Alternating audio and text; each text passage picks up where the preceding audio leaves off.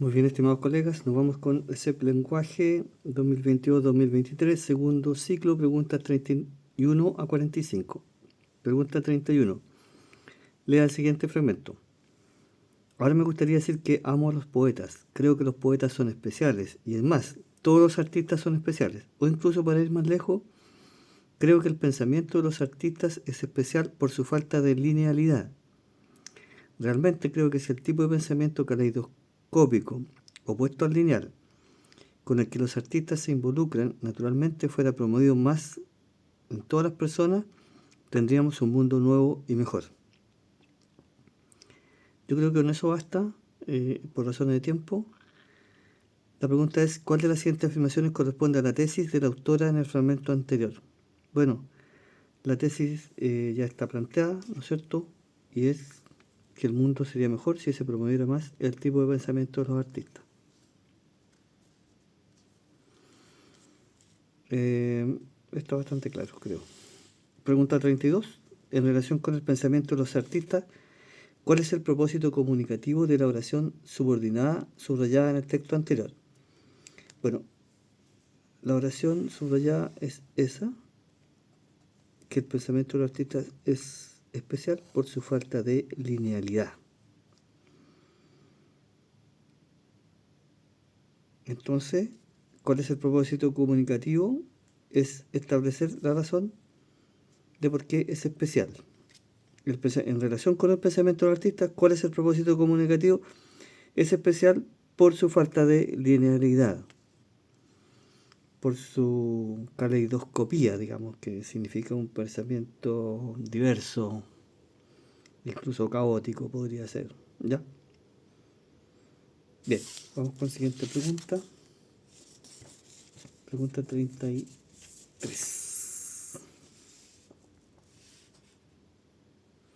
¿En cuál de los siguientes fragmentos del libro de Violeta y Nicanor de Patricia Cerda se presenta un problema de coherencia producto del uso de la conjunción adversativa pero?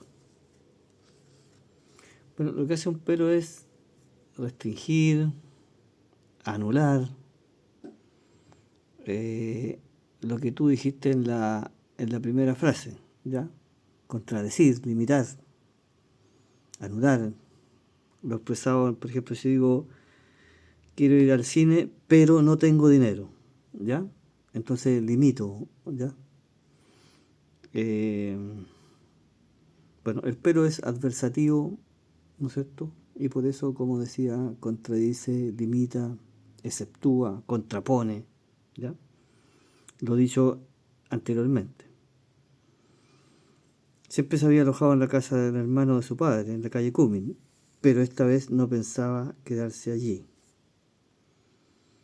Recorrieron juntos las escuelas primarias anulando a la nueva ley, pero era Nicanor el que buscaba trabajo.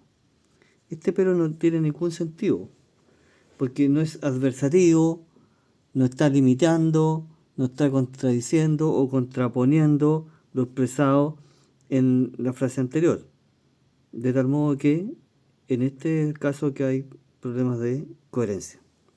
Por razón de tiempo no voy a analizar las otras alternativas. Vamos con pregunta 34.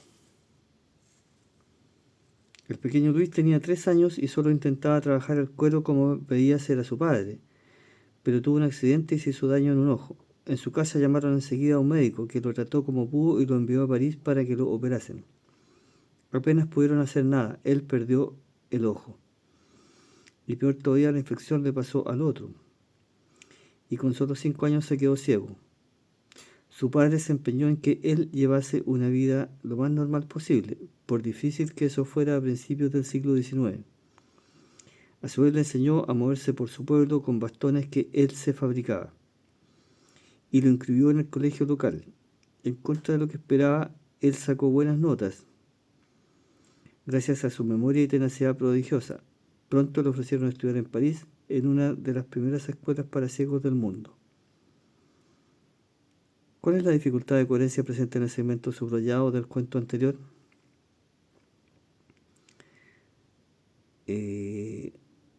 Bueno, hay un pronombre aquí muy citado, que es el pronombre él, ¿ya? Si lo puedo ver aquí, él perdió el ojo. Su padre se empeñó en que él llevase una vida lo más normal posible. Por difícil que eso fuera a principios del siglo XIX, a su vez le enseñó a moverse por su pueblo con bastones que él se fabricaba. Y puede haber algún otro más, ¿ya? Pero aquí está claro que hay un problema. ¿Quién fabricaba los bastones? ¿Era él, o sea, el pequeño Luis, o era su padre?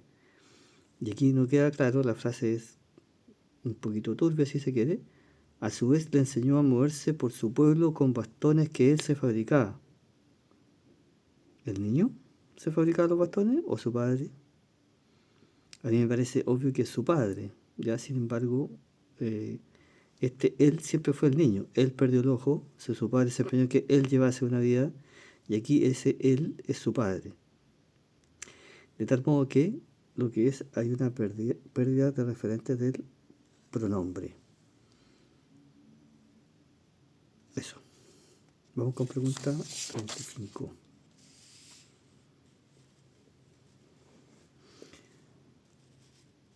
Bien. Lea la siguiente carta al director. Diario y Radio Universidad de Chile. Calentamiento global, señor Juan Pablo Cárdenas. He encontrado pertinente escribirle a propósito de su comentario el jueves 10 de diciembre, donde usted tocó el tema del calentamiento global y habló de la responsabilidad que le cabe a la humanidad y en particular a los países más industrializados para tomar medidas en relación con este grave y amenazante fenómeno. La auditora en cuestión contradijo su punto de vista y le explicó que, según nuevas teorías, el calentamiento global en realidad se debe a que el Sol está pasando por una etapa de extrema actividad, con explosiones que causarían un aumento de la temperatura incluso en nuestro planeta. Me he enterado por otras personas que esta y otras teorías similares están circulando en páginas web, en la internet. Personalmente no sé nada de astronomía ni de la vida y fenómenos en astros, estrellas y planetas. No me he informado sobre la actual actividad de nuestro Sol, pero de todas maneras soy desconfiado. Me parece extraño y curioso cuando menos que estas teorías aparezcan ahora, justo cuando una gran parte de la humanidad ha tomado y está tomando conciencia de los deterioros que ha sufrido nuestro planeta. ¿Cuál de las siguientes modelizaciones del fragmento anterior introduce una opinión? Bueno, las modelizaciones discursivas en general son palabras que expresan la subjetividad del emisor. Entre otras cosas, lo que hacen es permitir diferenciar, por ejemplo, hechos y opiniones. Manifiestan claramente la intención del autor. Entonces, para expresar una opinión, por ejemplo, una actitud, ahí, me parece. Entonces, en la modelización discursiva, donde él va a expresar una opinión, un juicio de valor, por ejemplo, o alguna actitud emocional. De tal modo que claramente aquí me parece, permite distinguir un hecho de una opinión. Bien. Y las modelizaciones discursivas son para expresar opiniones, emociones, interioridades, subjetividades. Bien, aquí abrí un poquito la página porque dice, en la pregunta 36 se continúa acá. Lea y observe la siguiente infografía y responda a las preguntas 36 y 37. Bueno, ahí está la infografía, ustedes pueden ver el poder de la poesía. Un buen poema busca hipnotizar el tiempo, cruzar fronteras, burlar lo temporal, superar la distancia, desafiar a la muerte y a los estragos mismos de la historia. Todo eso pretende la poesía, o todo ese es el poder que debería tener o debe tener la poesía. ¿Qué función común cumplen las palabras destacadas en el texto anterior? Bueno, las palabras destacadas son las que acabo de leer. Hipnotizar el tiempo, cruzar fronteras, burlar lo temporal, superar la distancia. Entonces, ¿qué función común cumple de sintetizar lo que pretende lograr un buen poema? Obviamente no es enfatizar el aporte de la poesía de la historia, no mostrar los cambios de la poesía en el tiempo, tampoco, ¿ya? Indicar cómo se, tampoco, así que está claramente que es sintetizar lo que pretende lograr un buen poema. ¿Qué pretende lograr? Hipnotizar el tiempo, cruzar fronteras, burlar lo temporal, desafiar a la muerte. Ese me faltó, estaba ahí. Desafiar a la muerte, molestarte y consolarte, superar la distancia. Bueno, claro. ¿Qué función cumple? Sintetizar lo que pretende lograr un buen poema. Según los elementos verbales y gráficos que se quieren representar en la imagen final de la secuencia. Y ahí nos dan algunas alternativas. La poesía tiene la capacidad de traspasar generaciones, la poesía hace comprensible la historia de la humanidad, la poesía intenta conquistar a los jóvenes en la actualidad. Bueno, la imagen a cual se refiere, la imagen final, yo veo aquí un joven o una joven con audífonos, escuchando música, y aquí veo generaciones anteriores traspasándole la poesía, traspasando la posta o la antorcha de la poesía a la generación joven. Entonces, naturalmente, la correcta es esa. La poesía tiene la capacidad de traspasar generaciones.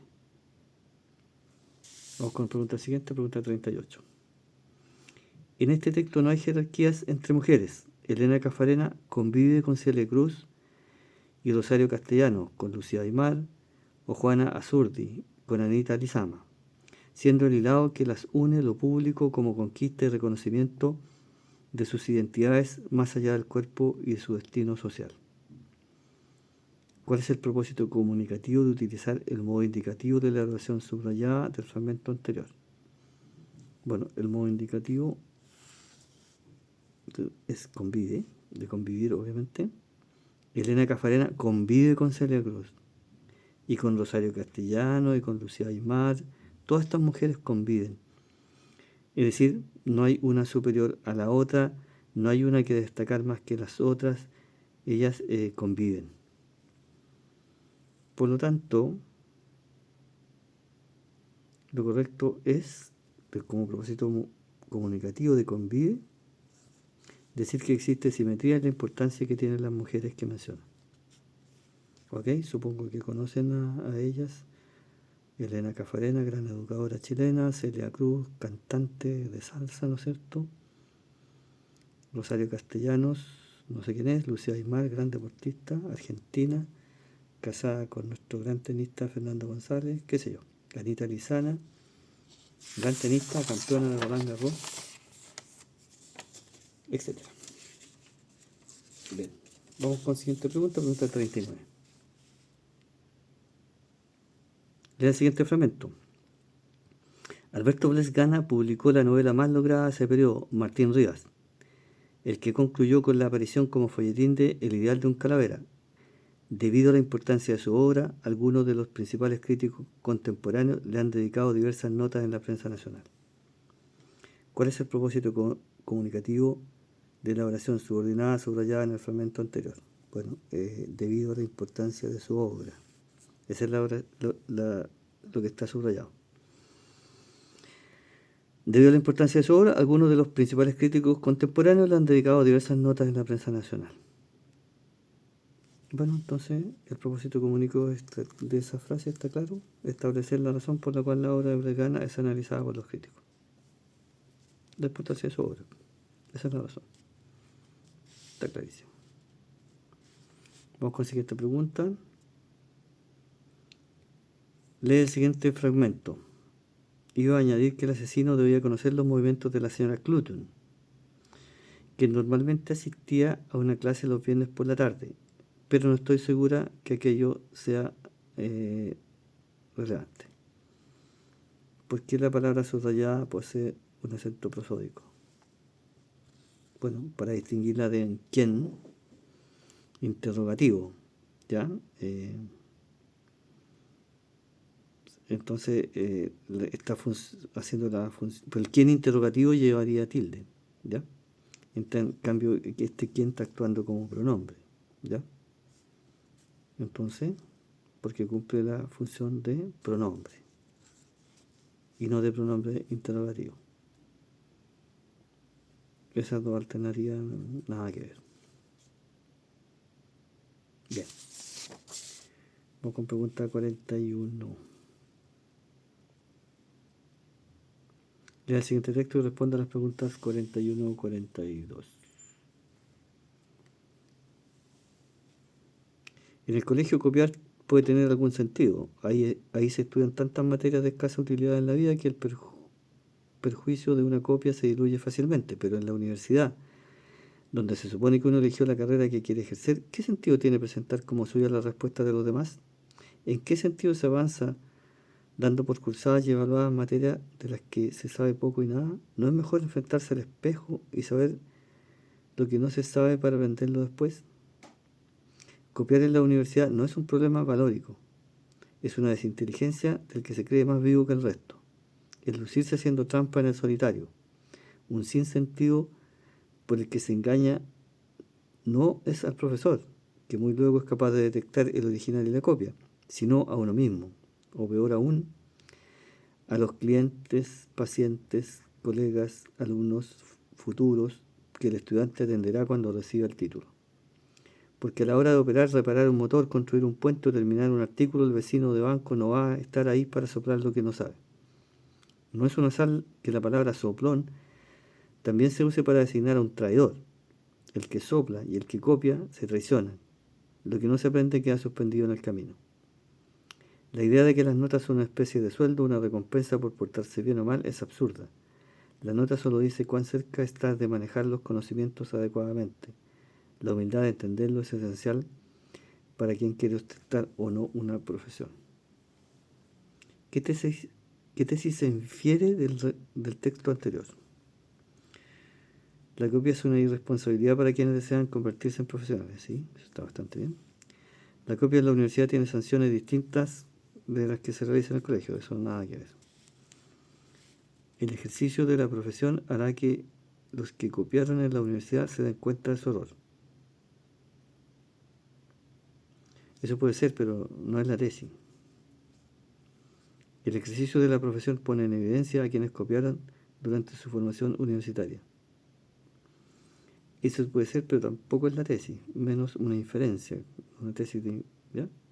De tal modo que la tesis que podemos inferir aquí, obviamente, es la copia es una irresponsabilidad para quienes desean convertirse en profesionales. La tesis es el planteamiento central. Bien, vamos con pregunta siguiente, 42. Considerando el contexto, ¿por qué lleva tilde el término subrayado en el texto anterior? Bueno, el término subrayado en el texto anterior es ese, aún. O peor aún, a los clientes, pacientes, colegas, alumnos futuros que el estudiante atenderá. Bueno, recuerden que el aún con tilde es reemplazable por el todavía. De tal modo que aquí podría decir o peor todavía. A los clientes, pacientes, ¿ya? Dicho eso, entonces, ahí está. Considerando el contexto anterior, ¿por qué lleva tilde el término subrayado en el contexto anterior? Porque equivale a todavía con valor ponderativo. Vamos con pregunta siguiente, pregunta 43. Vamos a retroceder en el tiempo ya que hablaremos hoy de William Blake, que nació en Londres en 1757 y murió en esa ciudad en 1827. Las razones que me han llevado a no estudiar antes a Blake son fácilmente explicables, porque mis propósitos eran los de explicar el movimiento romántico, fundándolo con algunas figuras representativas en Macpherson, el precursor, y luego en los dos grandes poetas Wordsworth y Coleridge.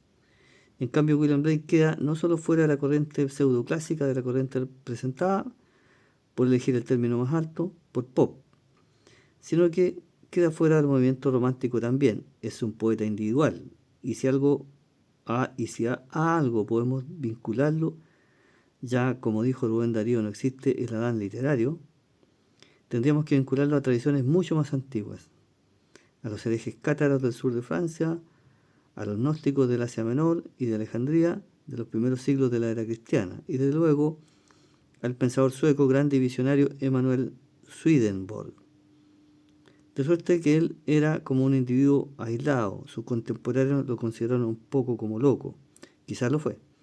Fue visionario como lo ha sido Swedenborg. También, desde luego, y sus obras circularon poco en su tiempo. Además, se lo conocía más como grabador, como dibujante que como escritor. ¿Qué elemento permite al orador expresarse en forma clara y adecuada? Bueno, ahí están viendo las alternativas. Claramente, progresión temática, él va increciendo de algún modo para adentrarse en William Blake. Parte con cuestiones biográficas, por ejemplo, cuándo nació y cuándo murió y dónde. En Londres, y después va un increciendo literario, ¿ya? Justificando el estudio, ¿ya? Y argumentando y dando razones y dando a conocer a Blake y sus influencias literarias, ¿ya? Entonces él va en progresión temática. Obviamente tiene vocabulario variado, la información suponemos que es fidedigna. No así es un curso, estoy viendo aquí de Borges, con mayor razón. Pero, ¿qué elemento permite al orador expresarse en forma clara y adecuada? En este caso, la progresión temática. Nos vamos adentrando en el mundo de William Blake y más que nada en su mundo literario, en una progresión. Ok, vamos con pregunta 44 y penúltima. Lee el siguiente fragmento de una entrevista a Gastón Sublet. Supongo que lo conocen, falleció hace poco, entre paréntesis. Como el tiempo pasa, estamos en 2025 en este momento. Bueno, falleció este gran señor Sublet, yo creo que tenía unos 95 años por ahí, ¿ya? Bueno, ¿en qué está trabajando? Estoy escribiendo mis memorias, pero no en el sentido cronológico. Son episodios sueltos de mi vida que han sido significativos para mí, nada más. Por ejemplo, mi participación en la Revolución de mayo del año 68 en París, cuando era agregado cultural en Francia. Todo ese capítulo es muy interesante porque aporta una información muy pintoresca, además de que tuvo muchos aspectos parecidos al estallido social de Chile de octubre del 2019. Solo los nombres y lugares cambiaban. ¿Ha trabajado con más episodios? Sí, ahora estoy muy entretenido con otro capítulo que es sobre mi experiencia con Violeta Parra, desde que la conocí hasta que nos despedimos en el aeropuerto de París. No la vi y no la vi nunca más. ¿Adquirió un nuevo significado esa experiencia ahora que la repensó? No, yo creo que ya tengo bien pensado lo que ella significó en mi vida. Yo era director de programas de radio chilena, CB66, y ella entró a mi oficina sin anunciarse. Era una actitud muy invasiva. Y eso es muy significativo porque pensé, es el pueblo de Chile que entra en mi vida. Fue mi primer contacto con la cultura popular de mi país. Eso lo tengo claro. ¿Qué forma discursiva emplea el entrevistado para comunicar sus ideas? Bueno, él narra algunos hechos, como su participación en la Revolución de Mayo de 1968, con la frase famosa, hagamos lo imposible. No es exactamente esa la frase, pero por ahí anda. Y obviamente su amistad con Violeta Parra, de la cual él ha hablado en muchas ocasiones. Bueno, lo que él entonces está narrando episodios de su vida. Entonces, ¿qué forma discursiva emplea el entrevistado? La narración.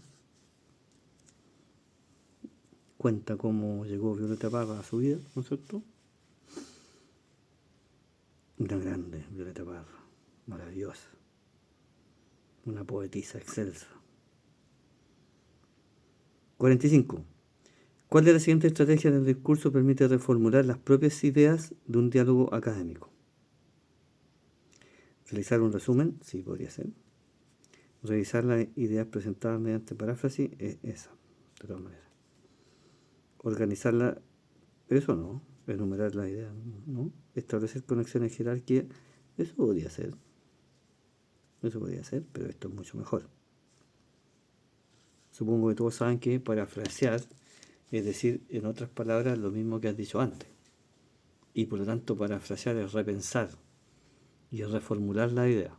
De hecho, parafrasear de en sí misma es una reformulación.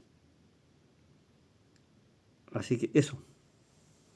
Nos vemos en una siguiente, estimados colegas. Muchas gracias por la atención.